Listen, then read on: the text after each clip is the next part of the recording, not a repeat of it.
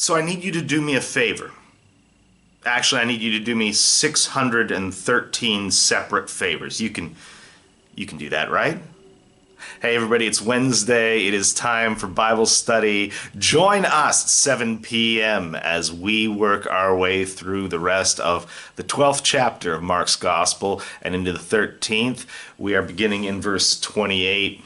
And we are going to be upstairs in person in the front of the Christian Education Building, the Old Manse, whatever you like to call it, or online via Zoom. All the information how to do that is in the description of the video that you're watching right now.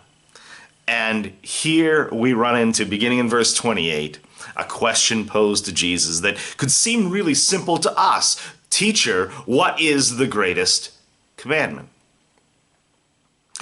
And it sounds like, hey, what do you think I should do, right? But keep in mind that traditionally, rabbis numbered anywhere between 400 and the traditional 613 separate commandments in the law as delivered to Moses.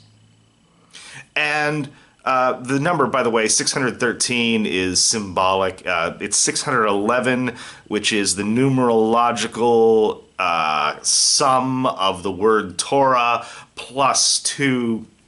Anyway, there's a reason for it. I'm not going to go into it here. But there was some debate, but everybody numbered somewhere between 400 and, like I said, 613 separate commandments. And Jesus is being asked, is any one of these more important than the others? It's a little bit like asking, what's the worst sin a person could commit? Is any sin worse than the others?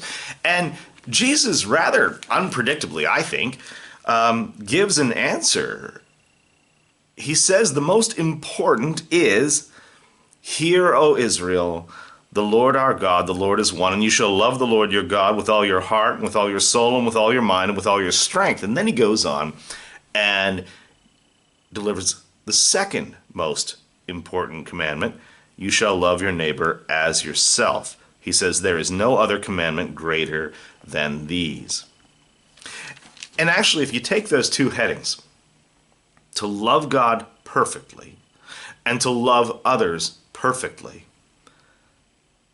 if you're able to do that, there's no need for any other commandments, because everything else is summed up in them.